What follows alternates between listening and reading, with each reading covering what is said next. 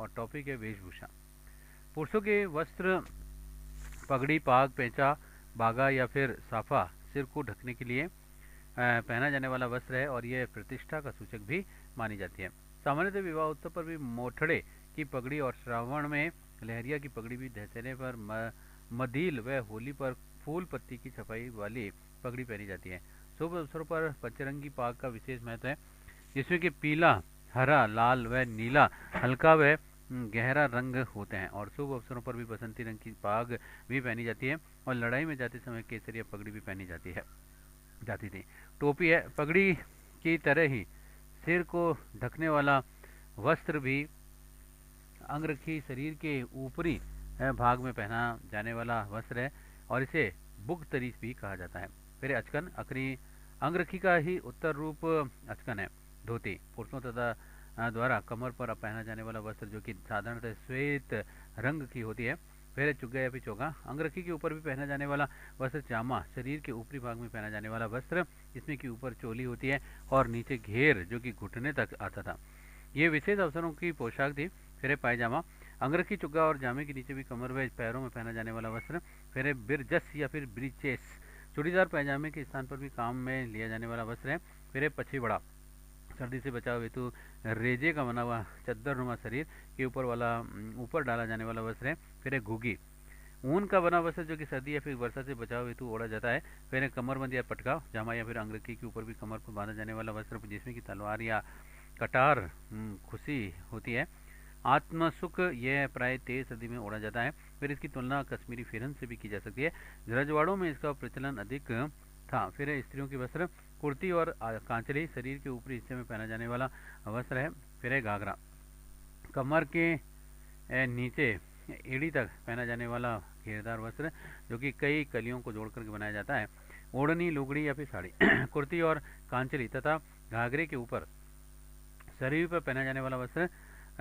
पोमचा और लहरिया, चुनरी, मोठड़ा, धनक आदि कुछ विशिष्ट लोकप्रिय ओढ़नियाँ हैं। और पोमचा सद्य प्रसूता द्वारा भी पहना जाता है और ये बीच में पीले वे चारों तरफ ही लाल रंग का होता है। लहरिया श्रावण मास में भी तीज का विशेष रूप में भी पहना जाता है और लहरिया की धारियाँ जब एक दूसरे को काटती हुई बनाई जाती हैं तो वह मोठड़ा कहलाता है। और जावनेर की फूल की साड़ी व सवाई माधोपुर की पक्के काले रंग के दुपट्टों पर छापे की सूंड की साड़ियाँ प्रसिद्ध हैं। तिलका, ये मुस्लिम औरतों का पहनावा है। अन्य वस्त्र सलवार, कुर्ता, चूड़ीदार पायजामा, सरारा, स्कर्ट्स आदि। फिर आदिवासियों के कुछ विशिष्ट वस्त्र हैं। आदिवासी पुरुषों के वस्त्र अंगोछा, ये पुरुषों का वस्त्र है और जिसे कि वे सिर पर बांधते हैं और इसमें केरी बांध का अंगोछा बहुत ही लोकप्रिय है। अंगरखा, बदन पर भी पुरुषों द्वारा भी पहना जाने वाला काले रंग का भी अंग वस्त्र है जिस पर कि सफ़ेद धागे से कढ़ाई की जाती है। आदिवासी स्त्रियों के वस्त्र जामसाई साड़ी विवाह के समय पहना जाने वाला वस्त्र है और जिसमें कि लाल जमीन पर फूल पत्तियां युक्त बेल होती हैं। नांदड़ा या फिर नानड़ा, ये आदिवासियों द्वारा भी प्रयुक्त होने वाला प्राचीनतम वस्त्र है और ये नीले रंग की छींट होती है। फिर कटकी, ये अविवाहिता युवतियों और बालिकाओं की ओढ़नी है जिसकी जमीन लाल और काले व सफ़ेद रंग की बूटियाँ होती हैं। इसे पावली फांत की ओढ़नी भी कहते हैं। फिर रेनसाई, ये लहंगे की ही छींट है जिसमें कि काले रंग की भी जमीन पर लाल व भूरे की बूटियाँ बनी होती हैं। लूगड़ा, इसे अंगोछा साड़ी भी कहते हैं और ये विवाहित स्त्रियों का पहनावा है जिसमें कि सफ़ेद जमीन पर लाल बूटे छपे होते हैं। फिर ज्वार भात की ओढ़नी, इस ओढ़नी में सफ़ेद रंग की ज्वार के दानों जैसी छोटी छोटी बिंदी वाली जमीन और लाल ओढ़नी को काले रंग की बेल बूटियाँ भी होती हैं। फिर लहर और भात की ओढ़नी, इस ओढ़नी में ज्वार भात जैसी बिंदियों के लहरिया बना होता है। केरी भात की ओढ़नी, इसके भी किनारी पे पल्लू में केरी तथा जमीन में ज्वार भाती जैसी भी बिंदियाँ होती हैं। फिर जमीन लाल रंग की व बिंदियाँ सफ़ेद के पीले रंग की होती हैं। और तारा बात की ओढ़नी आदिवासी स्त्रियों की लोकप्रिय ओढ़नी है। इसमें जमीन भूरी लाल तथा किनारों का छोर भी काला और षटकोणीय आकृति वाला तारों जैसा होता है। चुन्नड़, भीलों की चुन्नड़ जिसमें कि सफ़ेद बिंदियाँ व जमीन का रंग भी कत्थई लाल होता है। आभूषण है, सिर पर मस्तिष्क पर के आभूषण बोरला, शीशफूल, रखड़ी, टीका, फीणी, सांकली, तावीत, मेमंद और सुरमंग। और सिर पर बांधे जाने वाले आभूषणों को चूड़ा रत्न कहा जाता है। नाक के आभूषण नथ है, लौंग है, कांटा है, चूनी है, चोप है, बारी है। कान के आभूषण है झुमका, बाली, पत्ती, सुरलिया, कानफूल, पीपल, पत्रा, अंगोटिया, झेला, लटकन, झमेला, झूरे, मुर्की और ओगन्या। आदि। और गला व छाती के आभूषण तुलसी, बंजटी, हालूरा, हांसली, पोत, चंद्रमाला, कंठमाला, हाकर, चंपाकली, कंठी, पंचमली, पंचलड़ी, मटरमाला, मोहनमाला, जालोर, चंदनहार, तिमड़िया, ढुस्सी, निबोरी और जुगावती। फिर बाजू व हाथ के आभूषण में ठड्डा, वट्टा, तमका, तकमा, बाजूबंद, पट, फूंदना, अणत, पूंचिया, चूड़ियाँ, चूड़ा, कड़ा, मोखड़ी, लाख का कड़ा, बंगड़ी, हथफूल, कंकण, नागौरी, गाजरा, पोखरू और नवरत्न और हारपान। अंगुली के आभूषण में बीटी, अंगूठी, छल्ला, दामना, हथपान, छड़ा, आरसी, अंगूठी की अंगूठी। कमर के आभूषण में कंदोर, घरगनी, तगड़ी, कणकती। पैर के आभूषण कड़ा, पायजेब, लंगर, नुपुर, झांझर, नेवरी, लच्छा, टोड़ा, आंवला, टांका। पैर की अंगुली के आभूषण में बिछिया, गोर, पगपान और फोलोरी। और दांत का आभूषण में रखन, दांतों में चांदी व सोने की प्लेट। राजस्थान का खान पान है। राजस्थान में शाकाहारी एवं मांसाहारी दोनों ही प्रकार के भोजन का प्रचलन है। राजस्थान की संस्कृति अपनी खान पान की आदतों के कारण भी अपनी अलग ही पहचान बनाती है। राजस्थान लोग खान पान के शौकीन एवं मनोहार के कच्चे माने जाते हैं। और राजस्थान के शहरों में, कस्बों में रहने वाले लोग परंपरागत ढंग से गेहूं, बाजरा, मक्का, जौ, चावल, दाल, सब्जियां, दूध, दही, छाछ, हलवा, खोया की मिठाइयाँ, बेसन की मिठाइयाँ व अन्य व्यंजन, जलेबी, लड्डू, पापड़, मठरी एवं अचारों में केरी, खांगिरी व नींबू तथा आम के अचार का प्रयोग भी करते रहे हैं। लहसुन, प्याज व मिर्च का प्रयोग भी अधिकाधिक रूप से ही होता रहा है। ग्रामीण क्षेत्र में बाजरा, जौ या फिर जौ, चना, बेजड़, गेहूँ, चना, चनी के आटे की रोटियां तथा दही दूध के साथ में मौसमी सब्जियों से लोग भोजन करते हैं। प्याज, बाजरा व जौ की रोटी ग्रामीण गरीबों का खाना हमेशा बना रहता है। आजकल ग्रामीण इलाकों में भी गेहूं एवं चावल का प्रयोग विशेषकर जो है समृद्ध लोगों में बढ़ता जा रहा है। और छाछ, राबड़ी का सेवन तो आम आदत है। और मरु प्रदेश में राबड़ी का प्रयोग अधिक है, जो कि बाजरे व छाछ से निर्मित होती है। राजस्थान के त्योहारों एवं पर्वों का भोजन भी लापसी है। दिवाली, होली, दशहरा पर लापसी परोसी जाती है और लापसी गेहूं के दलिए से बनती है और इसमें गुड़ की मिलावट अच्छी मानी जाती है। और मरु प्रदेश में बाजरे का उत्पादन अत्यधिक होता है और इस कारण स्थानीय पर्वों के अवसर पर बाजरी व मोठ की खिचड़ी या फिर खिचड़ा पकाया जाता है। आका तीज के दिन भी सभी गाँव के व शहरवासी खिचड़ा खाते हैं। राज्य के विशेष व्यंजन में सोगरा, बाजरे की मोटी रोटी। पश्चिमी राजस्थान में बाजरे की मोटी रोटी को सोगरा कहते हैं। टिक्कड़, टुक्कड़, गेहूं की मोटी रोटी। रावड़ी या पाराब, बाजरे के मोटे आटे के छाछ में पकाकर के राबड़ी बनाई जाती है और ये गर्मी के मौसम में बहुत ही लाभदायक रहती है। खींच, आटे को पानी में गाढ़ा पकाकर के बनाया गया नमकीन व्यंजन, जो कि घी के साथ में खाया जाता है। इसके खींचले भी बनते हैं। फिर है लापसी, गेहूं के मोटे आटे या फिर दलिए को गुड़ व घी के साथ में पकाकर के बना हुआ व्यंजन है। फिर है दाल ढोकले, आटे व दाल से बने हुए मसालेदार ढोकले गुजरात व उससे सटे हुए राजस्थानी क्षेत्रों में बहुत ही प्रचलित है। अब इनका प्रचलन समस्त राज्य में होने लगा है। दाल बाटी चूरमा, ये संपूर्ण राजस्थान का विशेष व्यंजन है। संपूर्ण देश में राजस्थानी व्यंजन के रूप में प्रसिद्ध है और आजकल बाटी कई प्रकार की बनने लगी है, जैसे साधारण बाटी, बाफला बाटी, मसालेदार बाटी आदि तथा चूरमा और घी विभिन्न प्रकार का, जैसे गेहूँ का चूरमा, बेसन का चूरमा, बाजरे का चूरमा, अन्य कई प्रकार के चूरमे बनने लगे हैं। और शादी, विवाह, उत्सवों, गोठ, मुंडन, संस्कार आदि अवसरों पर भी अधिकांश दाल बाटी चूरमा बनाने का रिवाज है। घोगरी, साबुत गेहूं को पानी में उबाल करके बनाया जाता है व्यंजन, जो कि कई मौकों पर प्रसाद स्वरूप ही बांटा जाता है। धीरे धीरे इसका प्रचलन कम होने लगा है। गेहूं का ओलिया शीतला अष्टमी को भी बनाया जाता है।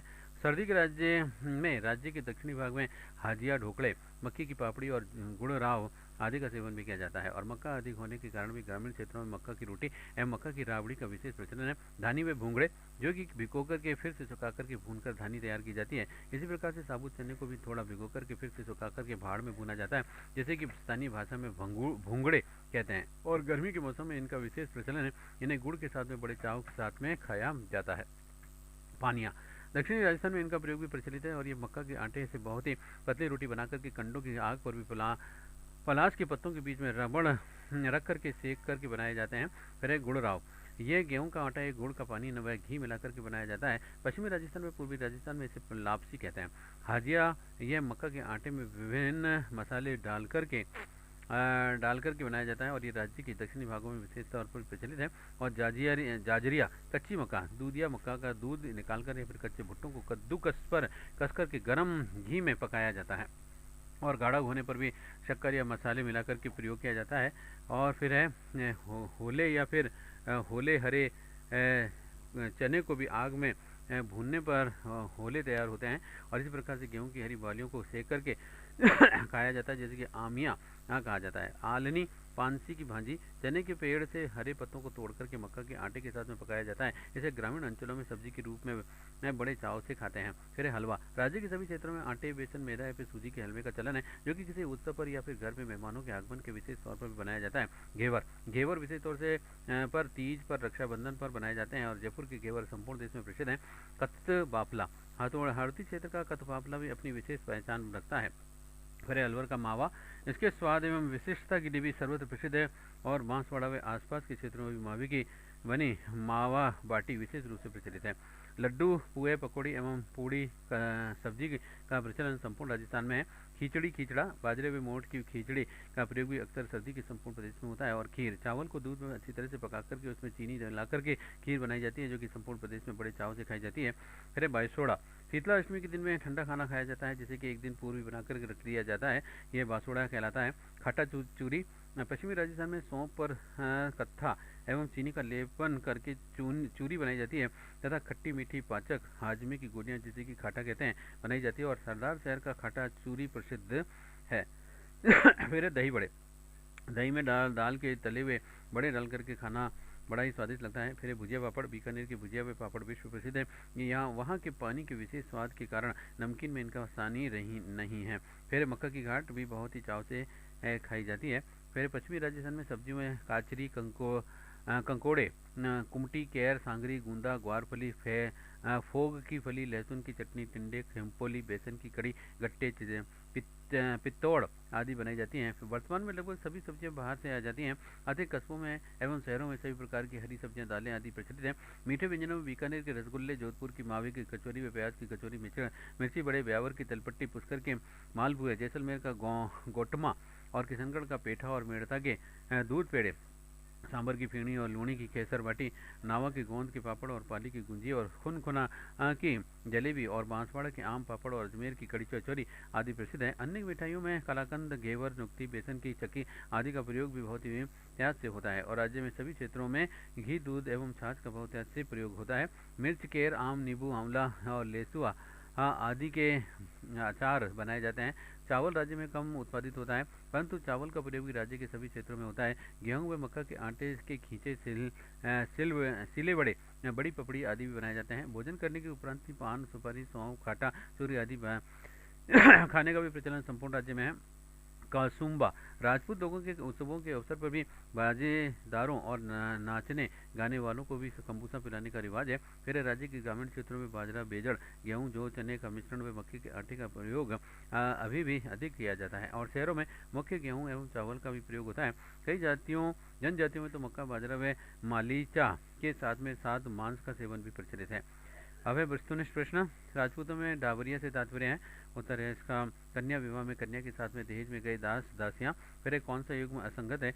संस्कार और उद्देश्य। इसमें पहला तो पुष्पवन, गर्भस्थ शिशु को पुत्र रूप देने की यातना। दूसरा उपनयन, शिक्षा आरंभ हेतु गुरु सानिध्य में भेजने पर। तीसरा है समावर्तन, शिक्षा समापन पर गुरु दक्षिणा देकर के गुरु का आशीर्वाद लेना। और चौथा है सीमंतोन्नयन, बच्चों को अमंगल से बचाना। चौथा असंगत है इसमें, सीमंतोन्नयन, बच्चों को अमंगल से बचाना, ये गलत है। जैसे वह संस्कार जो कि बालक को विद्यारंभ हेतु गुरु के पास में ले जाने के समय किया जाता है।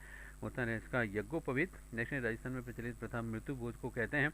उत्तर है मोसर। ऐसे राजस्थान में सर्वप्रथम वर्ष 1833 में किस राज्य ने कन्या वध को अवैध ठहराया था? उत्तर है इसका कोटा।